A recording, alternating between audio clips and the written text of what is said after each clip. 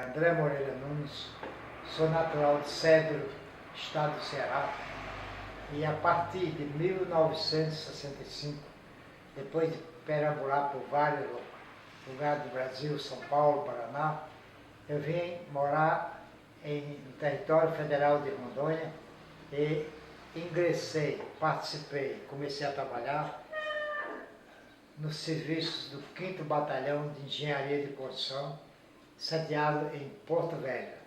Na ocasião, era comandante do 5º BEC, o tenente-coronel Carlos Aloysio Weber, e o subcomandante, o major José Almeida de Oliveira, a minha participação na construção da estrada que ligou a cidade de Manaus à cidade de Boa Vista.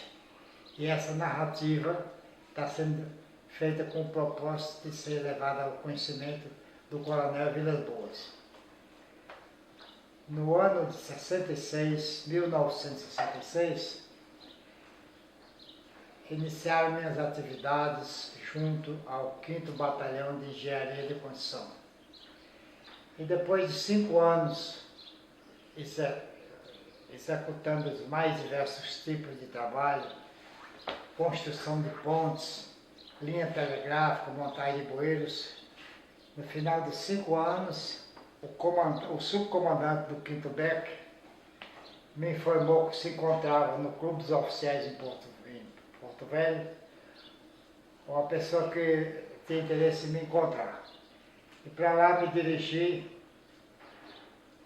me encontrando então com o tenente-coronel José Almeida de Oliveira, que passava por Porto Velho para lá em Boa Vista e cumprir a designação do presidente da República de tomar posse como comandante do 6º BEC, 6º Batalhão de Engenharia de Construção. E ali em Porto Velho, o coronel me informou, o coronel Oliveira, que tinha interesse, logo depois da posse dele lá em Boa Vista, Roraima, que eu fosse a Boa Vista, de início dos trabalhos dele na BR-174, para a realização dos 100 primeiros quilômetros de desmatamento, partindo de Manaus e se dirigindo a Boa Vista. Você vai vir para trabalhar para nós, para o Exército. Podendo pegar o seu preço, daria para fazer mais de 400 quilômetros de desmatamento. O que nós íamos pagar para fazer 100 quilômetros, com o seu preço daria para fazer mais de 400 quilômetros. Eu assumi, dei a ele o compromisso, o coronel falou que deu ao general, o compromisso da minha pessoa, da minha idoneidade, da minha responsabilidade, então ficou assim decidido. Então, peguei o Perais então, em Porto Velho, coloquei eles numa embarcação e descendo para Manaus e assumir então esse encargo, esse compromisso de iniciar esse desmatamento. O que foi feito a partir do quilômetro 30, na BR-174, que liga Manaus a Boa Vista. Lá no quilômetro 30, a estrada se bifurca. Tem uma estrada que vai para Itacoatiara e tem a estrada que segue para Boa Vista. Lá então eu iniciei com meus operários. Logo de início, o comandante do batalhão, o coronel Oliveira, me advertiu que até o rio Abonari, que era um acidente bem geográfico, bem na frente, a 220 quilômetros de Manaus, até lá eu ia trabalhar sem problema, porque a reserva indígena dos índios Guaimirins e Atuaris tinha início no rio Abonari. A partir do rio Abonari, a estrada 174, então eu teria que cruzar a área dos índios. E a partir daí, então, eu iria com o meu pessoal ter alguns problemas, principalmente do contato com os índios. Uma vez que já tinha havido tentativas anteriores, sendo uma delas a do Padre Caleri, e os índios lá na base do Abonari eliminar totalmente a expedição do Padre Calão, o famoso problema de cruzar o rio e atingir a reserva indígena. Entrei pelo rádio em contato com o comandante do batalhão, que me informou que eu aguardasse na margem do rio, que ele ia entrar em contato com o delegado da Fundação em Manaus para mandar uma equipe para acompanhar o nosso serviço depois do rio. Aguardamos 4 dias lá na beira do rio, eu estava com mais de 100 operários aguardando, então eu falei com o comandante, ele me deu essa autorização, você espera até amanhã cedo. Se o pessoal da FUNAI não chegar aí no rio, você dá um jeito aí de cruzar o rio para o outro lado. Seguindo nessa condição, eu entrei com meus operários, efetuando o desmatamento da 174, do quilômetro 0 na Bonari, em direção a Boa Vista. Houve uma coisa interessante que aconteceu nessa fase do problema, que é interessante que se diga, é que o comandante me pediu para controlar, providenciar um barco, colocar uns operários e equipamento e descer pelo rio, a Amazônia subir pelo rio Atumã, e estava prevista a construção de uma ponte de madeira de 115 metros de comprimento no rio Abonari. Eu saí de Manaus com a embarcação, com o motor, subimos o rio Atumã até chegar no rio Abonari. Lá descarregamos o material, o pessoal nos alojando lá para dar início à construção daquela ponte, que ficava, como já disse antes da gravação, ficava no início da reserva indígena. E no mesmo dia, a embarcação ficou liberada e regressou a Manaus. Na noite daquele dia, aliás, 2 dias depois daquele dia, eu estava na minha casa lá em Manaus, eu com 2 encarregados meus e um sargento que fazia o serviço de topografia do 6º Becker. Estava hospedado na minha casa à noite, quando chegou uma equipe, o pilotão da Polícia Especial do Exército de Manaus, me prenderam, o sargento a minha encarregada, e levaram para Ponta Negra, onde no quartel da polícia eu fiquei detido pela a falsa notícia que correu, que os índios, na chegada da embarcação na margem do rio Abonari, tinham atacado a embarcação, tinham matado mais da maioria, a metade dos operários, e o restante que sobrou, os índios tinham tocado fogo na embarcação. Essa é a notícia que chegou ao capitão comandante da polícia lá em Manaus. E a ligação, a razão dessa acusação, é porque um dos operários que viajaram comigo lá para o Abonari é sogro de um sargento que prestava serviço no quartel. Então a esposa do sargento soube que o pai talvez tivesse sido morto pelos índios, foi ao quartel para mandar me prender para pedir providência. Ao comandante eu expliquei que devia estar havendo um engano, porque o barco que foi levar o pessoal já tinha voltado para Manaus.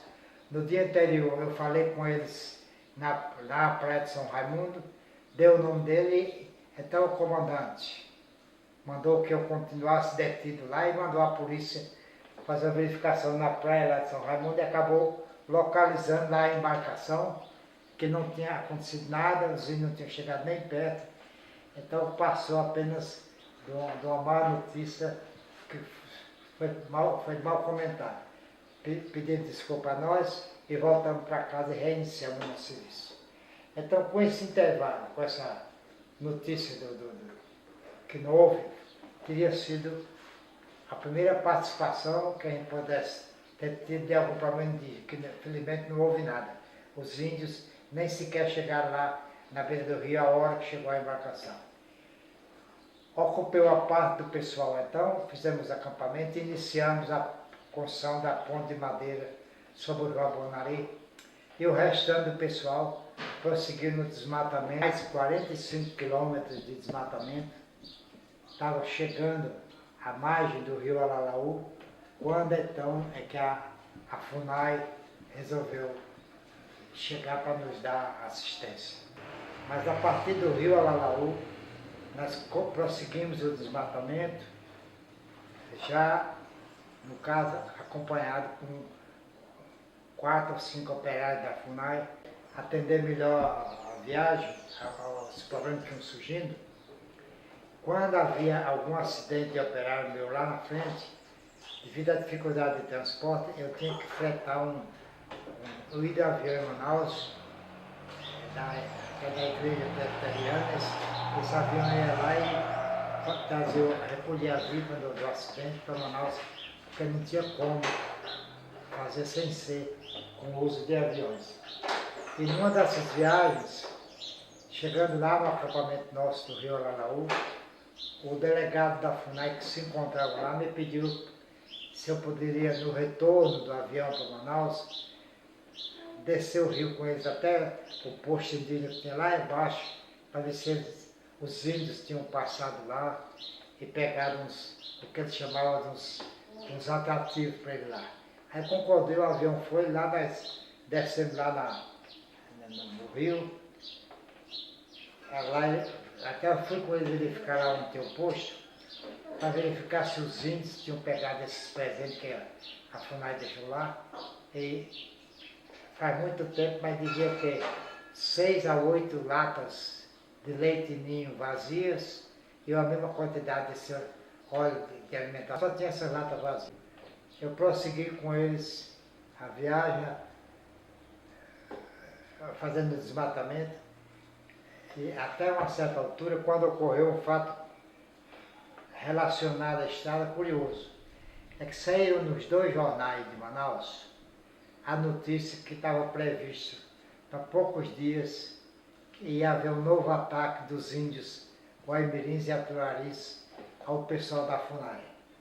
E o general comandante do 2º grupamento, em função daquela notícia, sem eu acredito ter havido uma pesquisa assim da veracidade do fato, determinou que fosse interrompido os trabalhos que já estavam a mais de 20 quilômetros do Rio Araraú e que todo o pessoal meu tivesse que sair da área para evitar o problema com os índios.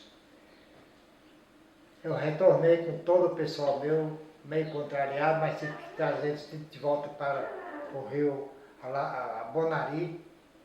Dali tomei a decisão de mandar que aqueles operários aguardarem, enquanto eu ia tentar uma forma, uma maneira de salvar a continuação da estrada. Fui naquele mesmo dia a Boa Vista, em Roraima, e lá me franqueei ao comandante do batalhão. Eu me decidi então a não parar o serviço. Eu fui a Boa Vista, lá procurei o coronel Oliveira, que era o comandante do 6º Batalhão, a quem manifestei minha decisão, disposição de eu e mais 4 operários ir lá na Maloca dos Índios, tentar um contato com eles, o que iria dar condição, se eu fosse bem sucedido, de eles darem o sinal verde e nós prosseguir com o encaminhamento da estrada. E do contrário, se houvesse um outro caso que eu não admitia que pudesse haver, aí ficaria tudo parado. O coronel Oliveira, depois de pensar, disse que ele achava que era muito perigoso, a minha insistência e a concordância dele, eu saí bem cedo lá do Rio Araraú, na companhia de mais 4 operários, e nos dirigimos pela mata em direção à tal maloca desses índios. Viajamos 2 dias e no 3º dia, mais ou menos em torno de 9 para 10 horas da manhã, nós chegamos na maloca indígena. Lá, para surpresa nossa, fomos muito bem recebidos pelos índios. Eu dispunha, levava comigo um aparelho de rádio. Lá nós instalamos o rádio, a bateria, e eu pude fazer então uma gravação lá de dentro da maloca dos índios, chamando o quartel em Boa Vista. O serviço de rádio do quartel recebeu a nossa mensagem e com pouco tempo já comigo e com os índios na maloca dos índios. Eles não falavam português, não falavam português, mas tinha uma facilidade muito grande, os índios, de repetir o que a gente disse. Então eu dizia as palavras, ele repetiu pelo rádio e dava muito. Então, depois de conversarem, os vizinhos conversarem com o comandante, nós demos por encerrada a missão.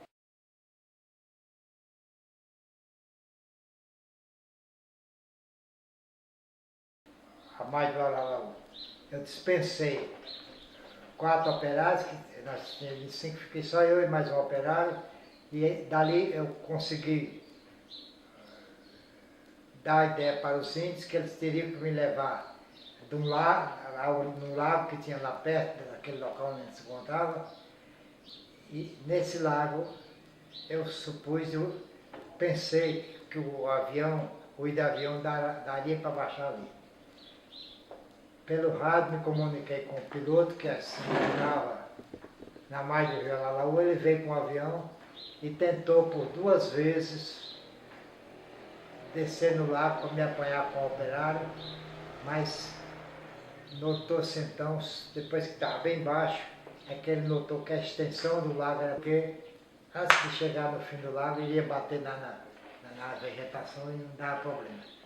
Ia ter problema. Então ele pediu que eu mandasse, voltou para o Abonari e pediu que eu mandasse pelo rádio, de forma narrativa, que eu diga que quando ele fez 2 tentativas de pouso e não conseguiu, aí ele, na terceira ele veio mais alto um pouco, fechou o motor do avião, ficou totalmente parado o avião e veio aplanando, abriu a janela e pediu para eu falar pelo rádio, instrução pelo rádio. Aí liga de novo o avião pegou e levantou o voo. Quer dizer, qualquer um errozinho ali teria dado uma tragédia muito maior. Aos índios tive que explicar novamente que o avião precisava de uma área maior para ele descer em cima do rio, do lago.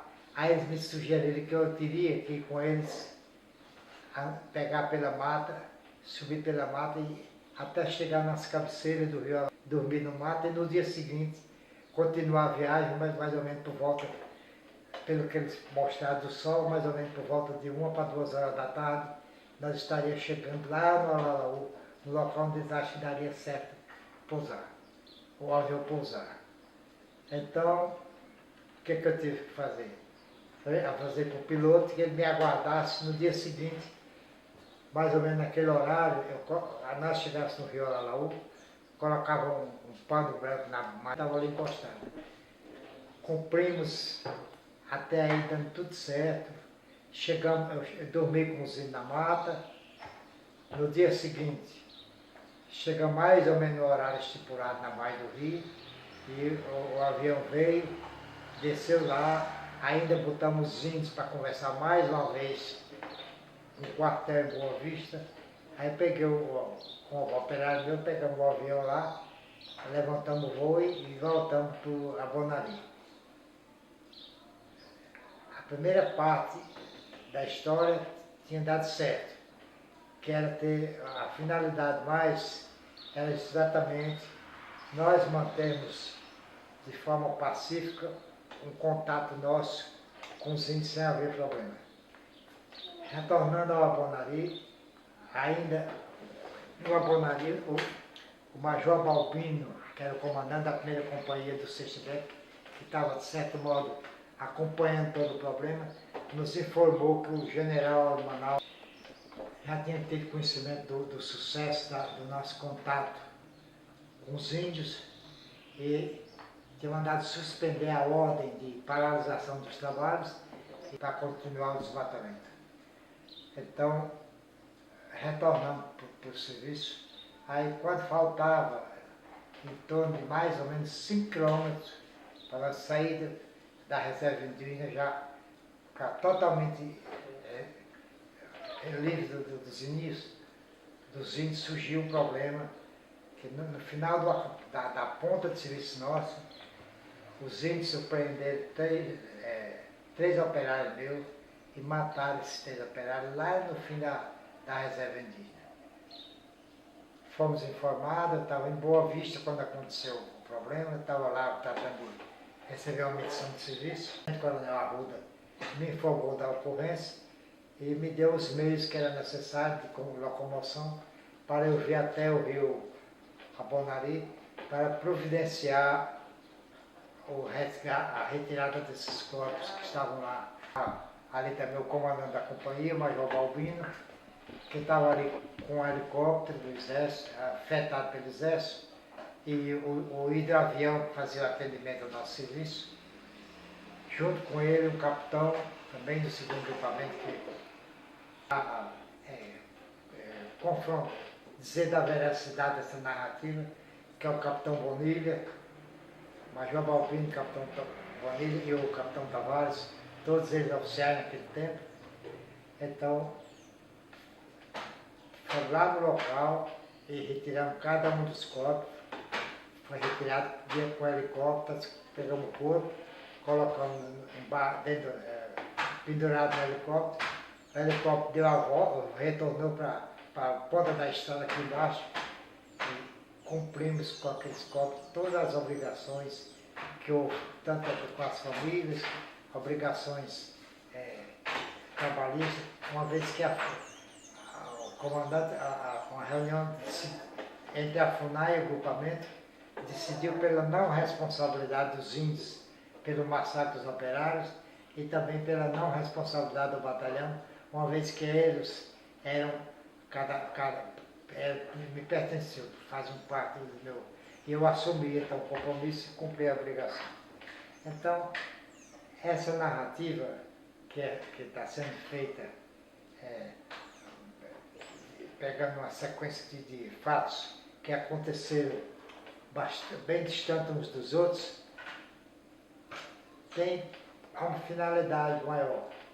De ser que em toda essa história houve massacre, houve várias vezes perca de vidas ocasionadas por brancos que os índios matavam pela não concordância que eles aceitavam de tomar, de entrarem na reserva. Eles consideravam aquilo como uma invasão do Estado, um morto para a penetração da BR-174, rodovia que hoje está ligando a capital de Manaus da Boa Vista.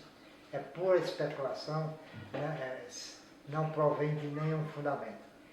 Para isso, então, eu citaria não só o testemunho meu, como inclusive, se for o caso de serem procurados, esses oficiais que estavam na ocasião, acompanhando toda a implantação, que é o general comandante do 2º grupamento de Manaus, o comandante da 1ª companhia, primeiro o Major Balbino, depois o capitão Tavares, o capitão Bonilha, que são militares que acompanharam.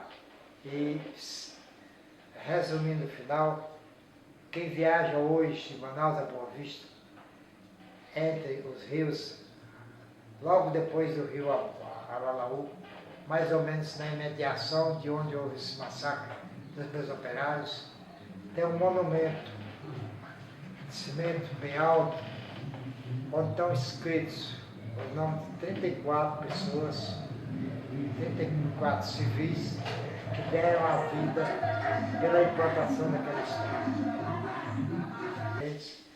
Mas não tem nenhum índio no meio daquelas 34 pessoas. Quer dizer, não houve morte, mas não da parte dos índios. Isso eu faço, então, para deixar bem claro que não houve nenhuma vez assim, um atleta que provocasse essa morte.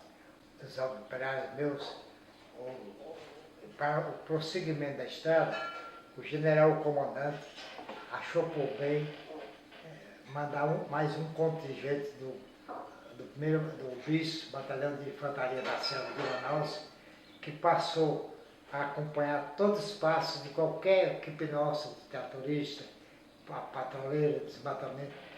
Não houve mais nenhum deslocamento, já a altura quase fora da reserva, mas todo ele foi acompanhado até o encerramento, acompanhado pela fiscalização constante do pessoal do BIS, apesar da FUNAI, mas ficou então a FUNAI e o BIS acompanhando o trabalho nosso.